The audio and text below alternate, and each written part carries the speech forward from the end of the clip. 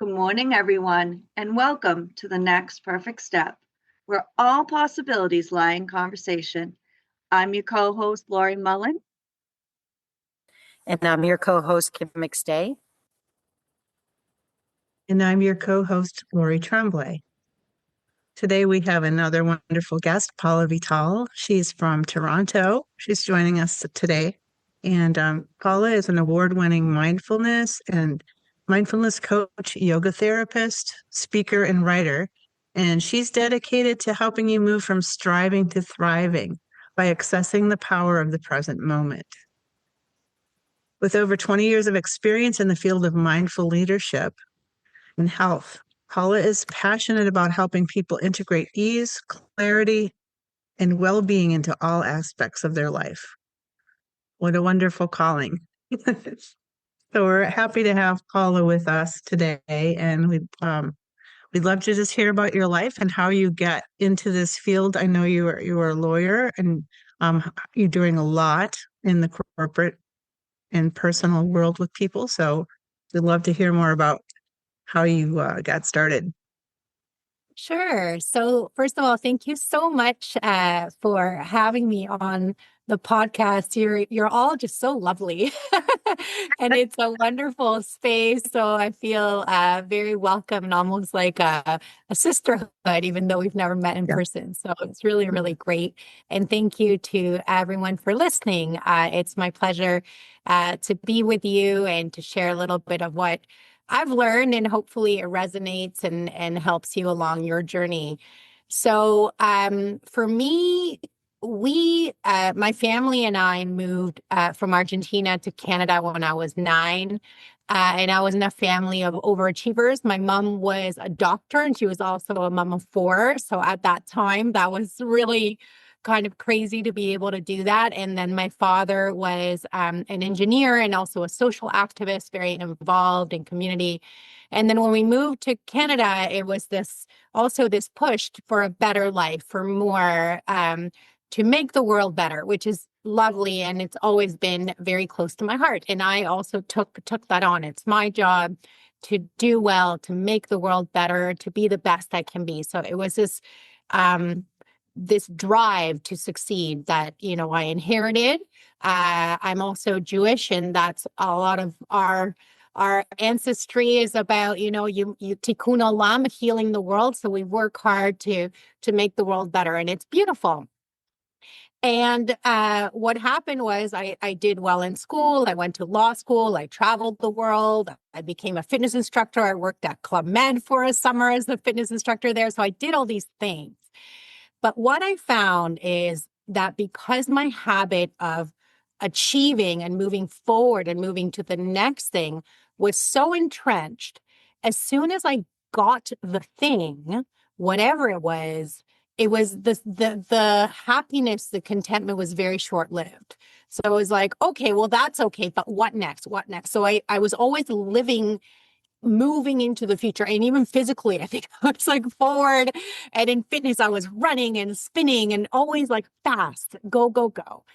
And this worked really well for me until I got into my law firm. So I went to law school, and then there's this big rush for, the big firms. They come and they recruit you at law school, and then you get a summer job and an articling job, and then you have to compete for an associate position. So I did that, and I knew there were only 2 out of 10 that were going to get in. So I worked really hard, and I got a position. And then I was sitting in this big office, and it's kind of ironic because it's actually literally a golden tower we have in Toronto that has gold. And I was sitting in this golden tower looking out the window, and then I was like, okay, what next?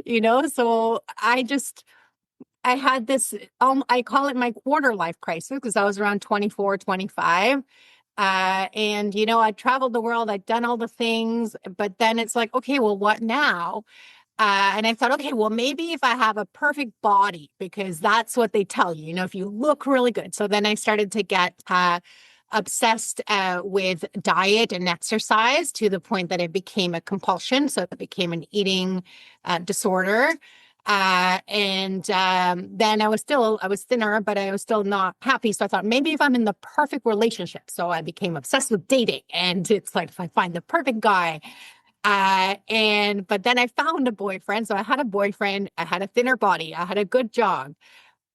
And then it was still not, I was feeling not good inside. And so that's when things kind of started to collapse. So I just lost my interest in work. I'm like, what's the point of, working so hard? Where am I going?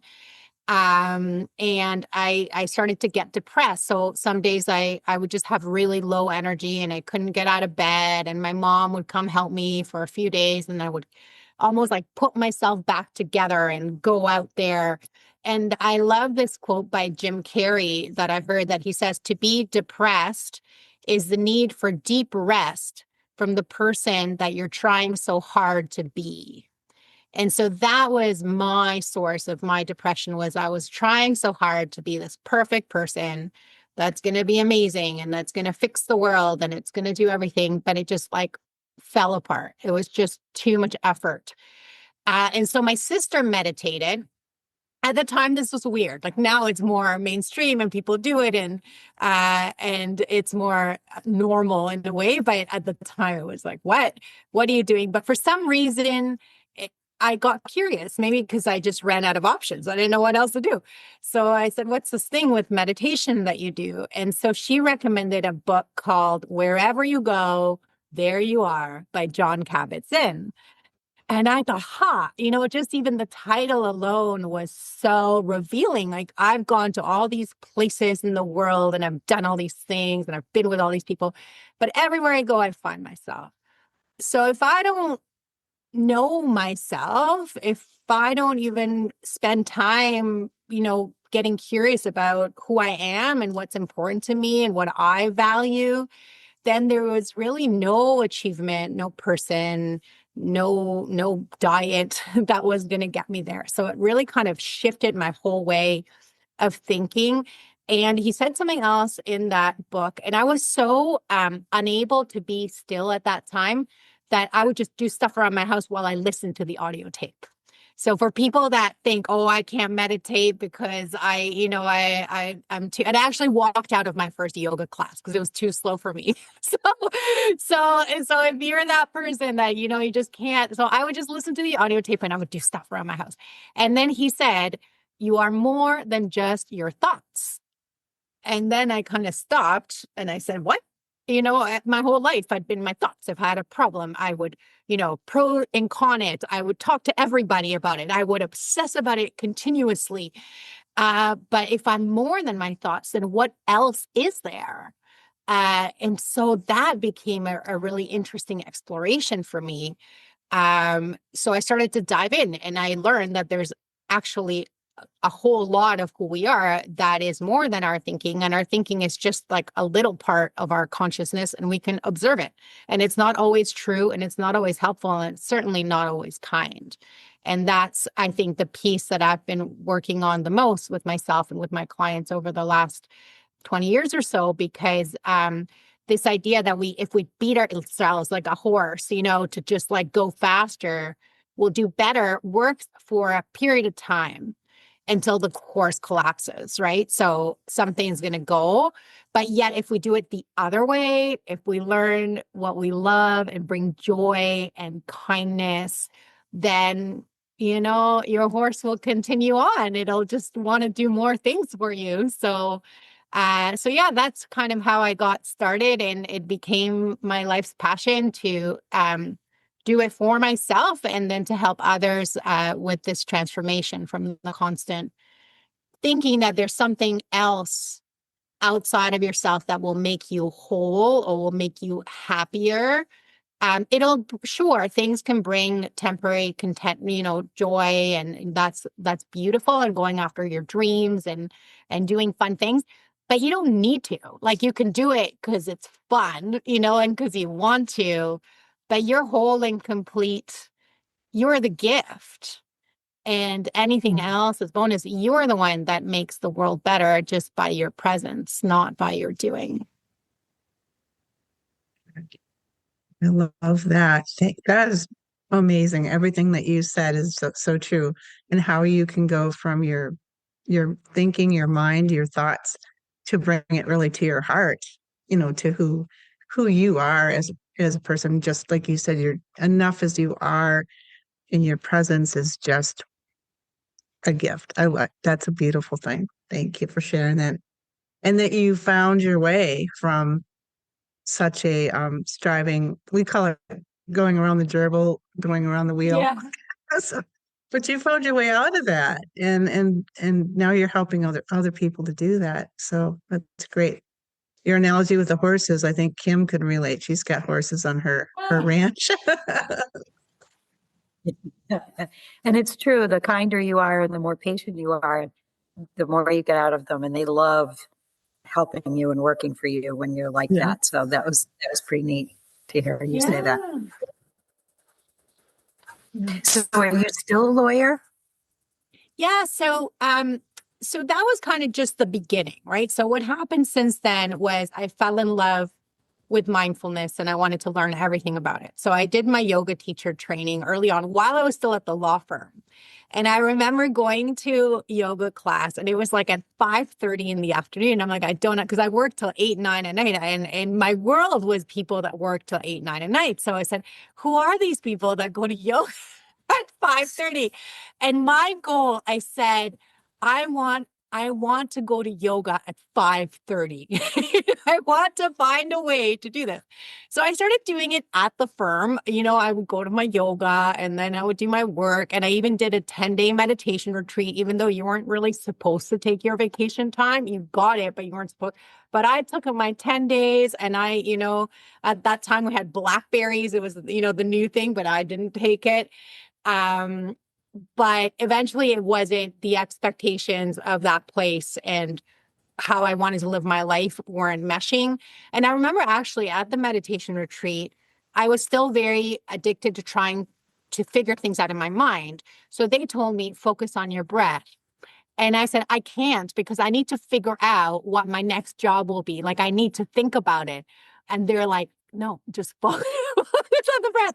And it was the hardest thing because my mind was like, no, where are you going to go? What are the options? Pros and cons, like different type of law, different, and so but my mind kept going, but I would just like calmly, just come back to the breath. And then it became a body scan later. So I didn't solve it through the mind. But funny enough, when I left that retreat, like 2 weeks later, somehow I had already reached out to some places and one of them was government, so civil service. And within 2 weeks, I got a call that somebody wanted me to come in and then we met and I got a job offer the next day after the retreat. So it's these magical things that happen when you let go of the thinking mind and just trust that it's almost like it's happening anyway. Your path of life is already happening and we kind of just get in the way by trying to make it happen. And so it was like, wow, so I found myself within like 3-4 weeks in a government job, which is where I still am. I've done different roles within government. I work now on intergovernmental affairs, which is relationships between governments.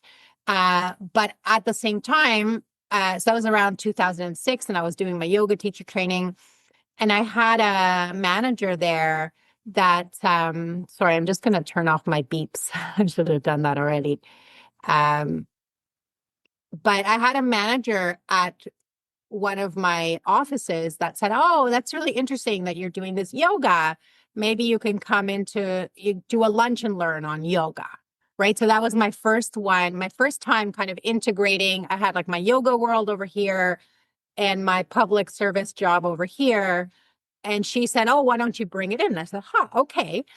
And then all of a sudden, I realized that I didn't have to be ashamed of that part of myself because I almost felt like, oh, people won't like that. They think it's lazy so I kept that kind of hidden. And then I saw not everybody, but some people were interested. So I started to bring it in more and more people would ask me to teach. And it grew and grew and grew to the point that now we have a mindfulness program that is for the whole Ontario Public Service. So that's over 60,000 people. And we have like 10 facilitators, and we have multiple sessions a day. And we go and we do workshops. And so it's become a bigger and bigger chunk of what I do at work in my office. So that's, it's interesting, because for a long time, I also struggled with, if I want to become, a yoga teacher, a meditation teacher, do I have to leave? And over time, I realized that that wasn't necessary for now, that actually I could do a lot of my work where I am, and then eventually build it outside as well. But that there's a need for this work everywhere. So that's another interesting thing for the listeners, that maybe, you have a dream of teaching or doing something, but then you find your daily life is very different than that it's okay to take a little bit of that and bring it in, like just to talk to people about it, to let it feed your life. Because you never know who you're going to help by sharing what lights you up. Yeah, that's wonderful. And that is the main thing. When we start living from our joy, it just opens so many avenues. And when we start really making joy and our passion our number one thing, those limiting beliefs, like you said, like you didn't want to talk about it, they seem to go away, because this is more important. My joy, my passion is more important than anybody else's belief or any other people's opinions. And that's really where you grow the strength and more joy in your life, when you let go of all of that and just make your joy. And like you said in the beginning, can't come from anywhere else but in here, right? There's nothing or anyone who can make you happy except you. And I 100% agree, which is also what changes the world when we change ourselves. We can't do anything to change the world except live from our joy. And I think what you said about the mind and the heart, that when you start to become the observer of your thoughts and you start realizing, those ego thoughts that are the loudest, right?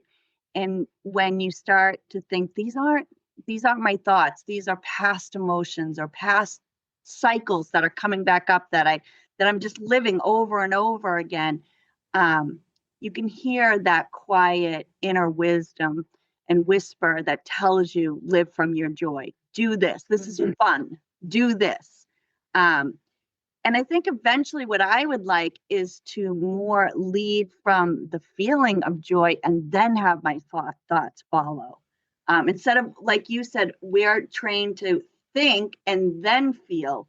I'd like to feel and then think. Totally.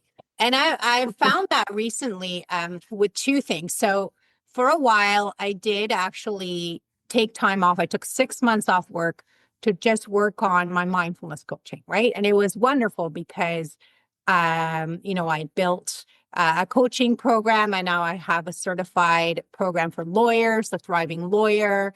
So I did all these things, but I found what was interesting was that I brought my driven nature to my passion. I said, okay, now I have 6 months and I gotta build it, and then it started to lose its joy.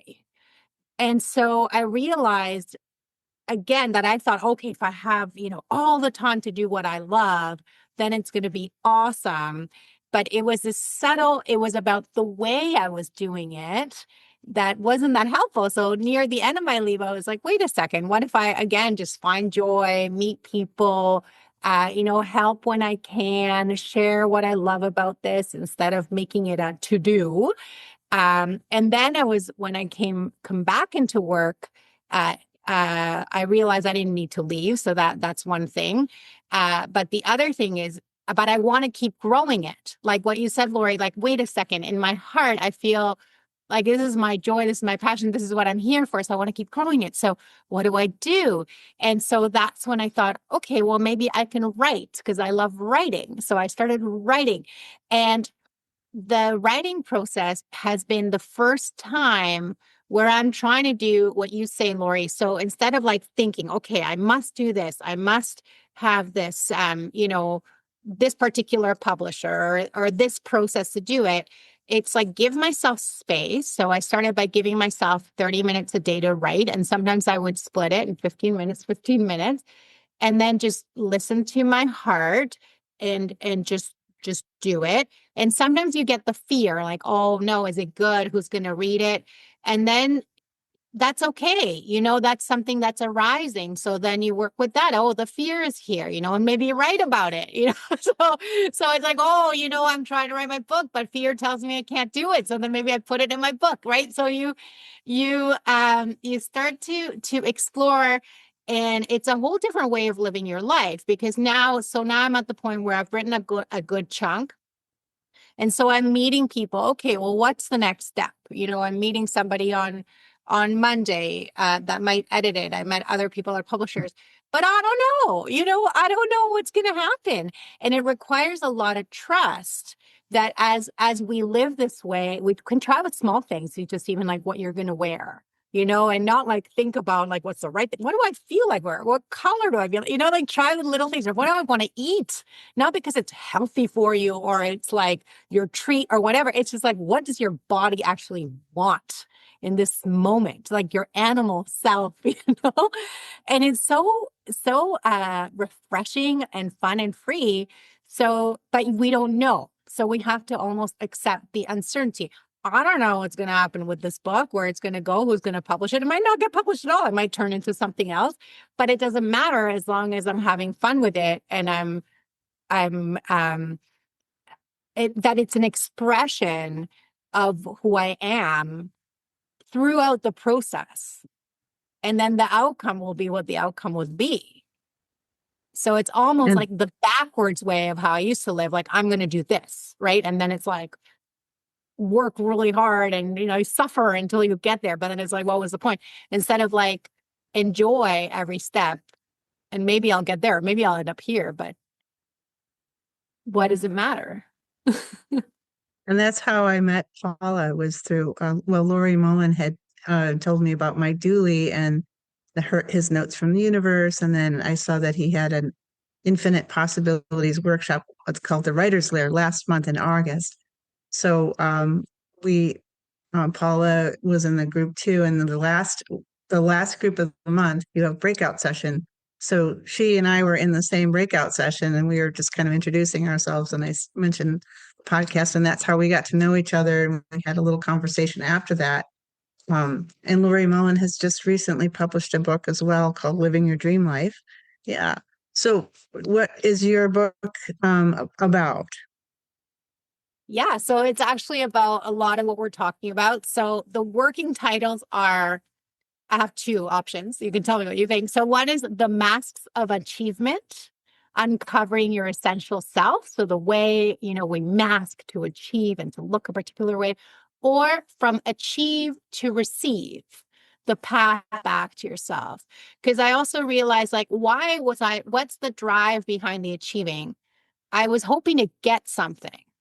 I wanted to get, and when I really got quiet about it, is I wanted to get a sense of being loved, of being accepted, of being connected and appreciated for who I am. And I thought, if I just do the thing, then people will really appreciate me and love me.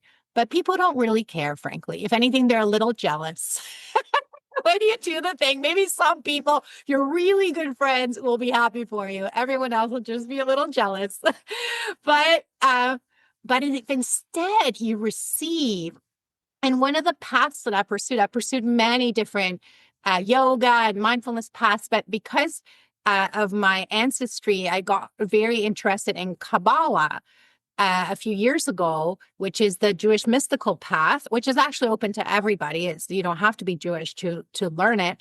And I always find a word of the year. And my word of the year that year, this was maybe like 2023 or so, was receive. I wanted to receive. I wanted to receive because we're like alive. It's amazing. There's breath, there's vitality. We're receiving every moment. We're receiving life, and it's so beautiful. But we forget. We think we have to get it. We're loved every moment. So if I can just tap into that each day and receive it, then I don't have to achieve anything, because I already received it. So from achieve to receive. And it turned out Kabbalah, and I started studying Kabbalah that year, and it means receive. Kabbalah, the word, means to receive. So I was like, wait a second, I'm onto something here. So that's what I hope for people, is that they're able to move from trying to think, if I just achieve the relationship, the job, the whatever the dream is. Even I have to say, even because now I've been struggling with world peace, wanting harmony in the world. And it's so frustrating when you see it going in the opposite direction. Even that, to soften that and instead receive the love and the perfect peace that is available, and be that as you walk through the world and share it. Ironically, I think it'll bring more peace than really trying really hard and fighting people that disagree with you. That's the thing, right? I mean, that is the way that we create new, is to bring it within ourselves. So if we can bring the peace, the world peace we want, and live in a space of peace, then the more of us that do that, the more we can create it in the world. But when we're trying to go around controlling everybody else to want what they don't want, all we're doing is uncreating that within ourselves. We're creating the same thing that we're fighting against. So if instead of trying to make the world peaceful, if we bring that peace within ourselves and more people see that state of real peace you're living in, they want that for themselves. And if everybody just did that for themselves, we really could create world peace. But you can't, we really need in this society right now is to stop thinking that we can control everybody else, or we can want for them what they don't want for themselves. That's been a big lesson for me, a huge lesson for me. Because I mean, especially to the people closest to us that we love, we want better for them. But I can't want better for them than they want for themselves. All I can do is love them where they are and hope that they want something different than they're going through right now, which, I'm not great at. I'm learning. I'm still trying to become that new person. But we have to start within ourselves instead of stop trying to control or think we can fix or heal something else. I love that. And that is the work. That's the work now. For me, what I've been observing this because I have family members with different views, and then it's like, but I noticed I have to work with my own fear, right? Because it's like, I'm afraid for them, or I'm afraid for the world, or I'm afraid. And then that's been such a challenging lesson to work with our own fear, that it's just unpleasant sensation in the body, and we can give it love, and we can again receive of all that's good now and send them love. But it's challenging. Yeah, I think it's challenging too. And I think it's very challenging to really understand how to receive.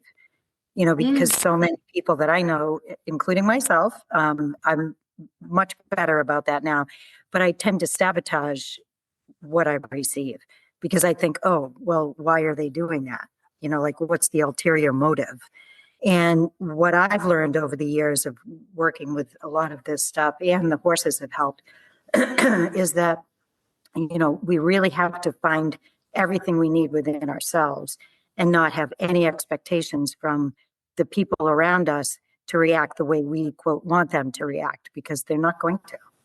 It's, they might one time out of 152 react the way you specifically want them to, but most of the time it doesn't work that way. So if you can find your own love in your own self to fill those voids, and I've lived alone. Well, I have my grandson, but I haven't had a partner in close to 20 years on a steady basis. And I've really learned how to rely on myself and to really accept my own inner love. And it's really taught me how to receive. So I don't know if you have anything to add to that, like, for the listeners, to how do you learn to receive? Yeah, I love that, Kim, because for so long, I was angry at my parents because I felt like I figured all this out, like, oh, why am I always striving and I don't feel love? And it's like, they should have loved me more, like it was their fault. And then I worked through that, trying to forgive them and love them and accept them. But now I am married and I have two teenagers, preteen, 12 and 15. And let me tell you, if you expect to get the love from your family, you're going to, be miserable again and again because they're doing the best they can. It's not always very good.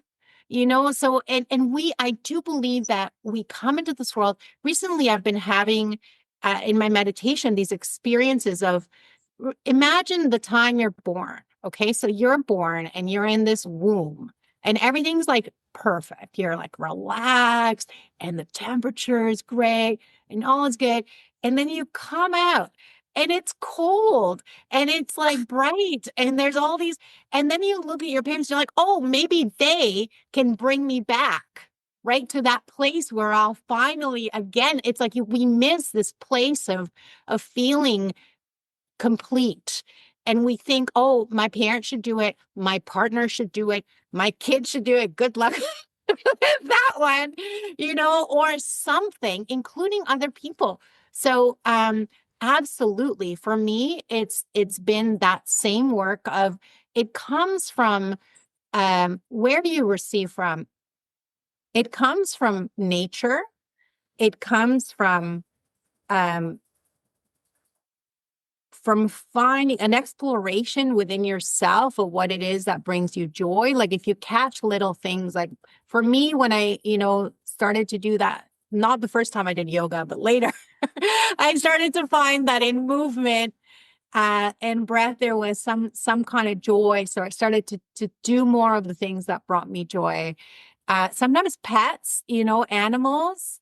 So I would say for the listener, what brings you that state? Maybe it's listening to a guided meditation. Oh, this is huge. Other people but not the people that you want to give you love.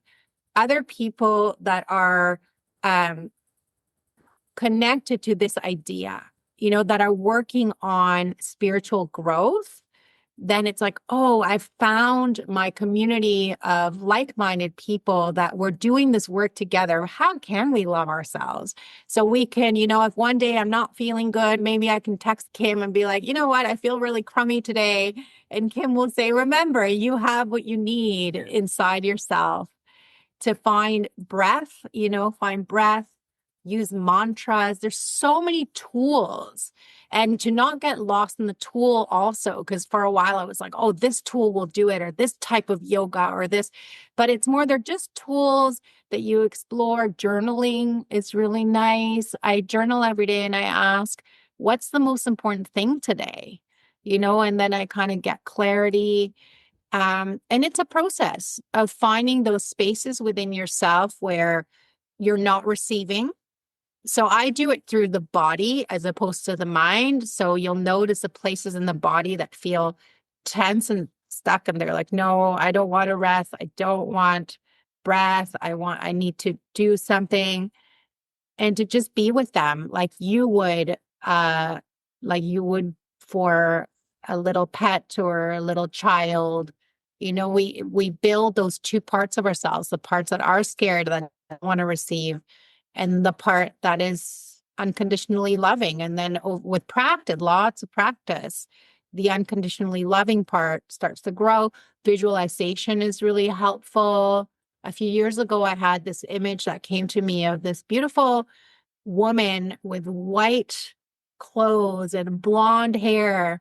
And I think she reminds me of somebody when I was a young child at summer camp, and everybody made fun of me because I was different, because I was an immigrant. I wore different clothes. I didn't speak English so well. So everybody made fun of me, including the counselors. It was such a painful experience. I was sitting by myself. But there was this one woman, she was a counselor in training, who sat next to me, and she was like, I think it's them. It's not you. I think she's like, I think you're just a little more mature than they are. And I was like, really? It's not me? So thinking about people in your life that have given you that sense of I'm okay. And then maybe even visualizing them, bringing them in. So I do a lot of that kind of work with people in terms of visualizing themselves when they're 4 or 5. If you want, we can actually do it together. We could do a little meditation, if that would be helpful. Yeah. That would be nice. Yes. Should we do that now, or anything else you wanted to chat about first? Sure, we could do that. That would be great. Let's do that. Let's do it, because this is what I do for myself and for my clients when you're not feeling that you're worthy of receiving. You're not feeling loved. You're feeling like none of this is working. So you can settle into a comfortable posture, and this can be seated or lying down, whatever feels good for you. And if you have something comforting like a blanket or a pillow, you're welcome to bring it in. And you can feel free to close your eyes, or you can soften your gaze. And let's begin by settling the body. So noticing your body on the earth. And notice that the earth supports you. So feeling held and connected to the earth beneath you.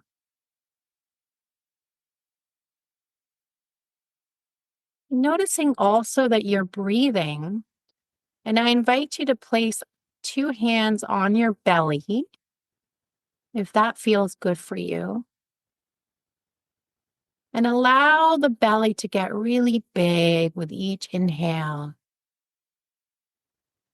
So slowing down the breath and telling your body it's actually safe right now in this moment. It's okay to have a full breath.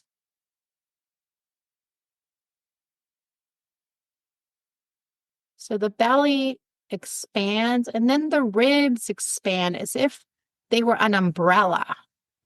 So as you breathe in, first the belly expands, and then the ribs open like an umbrella. And the breath goes all the way up into the heart. And then on the exhale, let it go. And then just do this umbrella breath a few more times. So breathing in, belly, opening the ribs all the way into the heart. And on your exhale, notice how you're held and supported by the earth.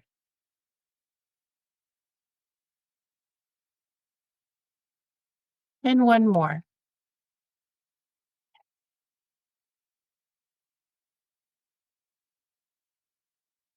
Beautiful.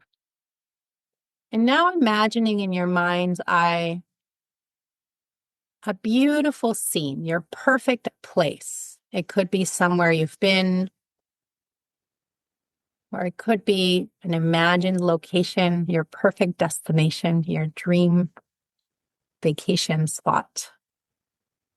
And you see yourself there. Notice the smells, the sights. Notice how it feels to be there. And then picture yourself shrinking down to the age of 4 or 5. So there you are, small child in this beautiful scene. And allow yourself to play, to run, to do whatever you like to do. And then out of the corner of the scene comes this beautiful being. Could be someone you know or someone you don't know, or it could even be an animal. So this wonderful being's coming closer to you, and you realize that they're so happy to see you. you feel so much love. Just complete unconditional love. So you see this being, you come together, they say hello, and you embrace in whatever way feels good. And then they ask you, what would you like to do now? And together, you play, you swim, you run, whatever you want to do. Maybe you fly. Anything is possible, and you do it together. And then you sit down after a while of playing, and they ask you, how are you? Tell me everything. So you start to tell them all your worries, all your thoughts, all your concerns about your family and the world and other people and the ways that you don't feel like you're good enough. And they just listen so lovingly. And you notice that as you talk, you feel a little bit lighter and you're giving over to this being all of your worries, all your concerns, all your troubles. And they say, just give me everything and I will transform it for you. So as you do that, you start to feel lighter and lighter. You notice this dark color moving from you to your being, and then your being actually just moves it into the earth to be transformed. So it doesn't harm anything. So allowing all of it, the deepest, darkest, black mud in your heart, letting it go to your friend to be transformed. And as you sit there together, you notice that the beautiful sun is shining right on top of your head, and you feel this golden sunshine coming into the top of your head and clearing your whole body, filling it with this golden light so that any remaining blackness becomes seen and can be transferred over to your friend with each exhale. So breathing in the light of the sun into your whole body. And breathing out, letting go anything you don't know, you no longer need. Doing that a few more times. Breathing in love and light. And breathing out, releasing, letting go of all tension.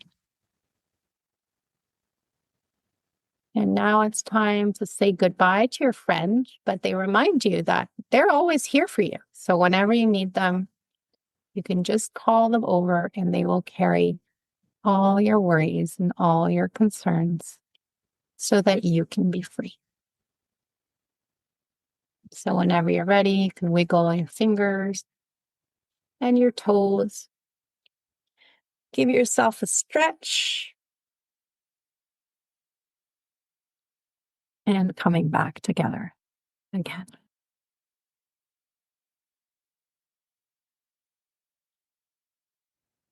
Thank you so much. That was beautiful. I needed that this morning. Thank My you. pleasure. And I do believe it's very physical in the body, that we carry, one of my teachers calls it somaticized trauma. So any past hurts that we haven't fully felt, they get stuck, and so we just slowly clear it, bring in light, give over to the earth or to your friend or to your higher self, whatever resonates for you, to God, whatever nature. And that's how we do it. We receive from that higher self, but we continually, because we're human, we're never going to be free of all fear and anger. They're a part of who we are. So we just clear it for the moment and elevate the consciousness, give it love. It's a good practice to continue to do. Yeah, the clearing. Thank you so much. I feel like I've really been inspired today by what you've been talking about, and thank you for everything. Do you have anything else you'd like to share with the listeners? So yeah, I just feel really grateful that we had this opportunity to connect and for me to express how I'm seeing things these days. And I just want to encourage everybody to, my teacher of mine told me to never suffer alone, because there are so many of us that can help each other.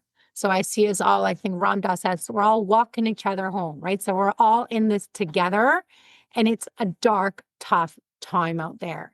So don't feel you need to do this by yourself. Reach out to me at any time. I'm happy to talk to anybody. Maybe we can put in the Zoom my email and website. So feel free to reach out. Yeah, we're here to support each other, and we can still have a life of joy and fun, even when things are challenging. So thank you so much. Yeah, that's wonderful. We will definitely have all your contact information in the comments below. I definitely know that I will be using that meditation over and over again. That was absolutely beautiful. And I look very much forward to hearing about your book and being able to read it when it is published. Oh, thank you so much, Lori. Kim, did you have any last thoughts?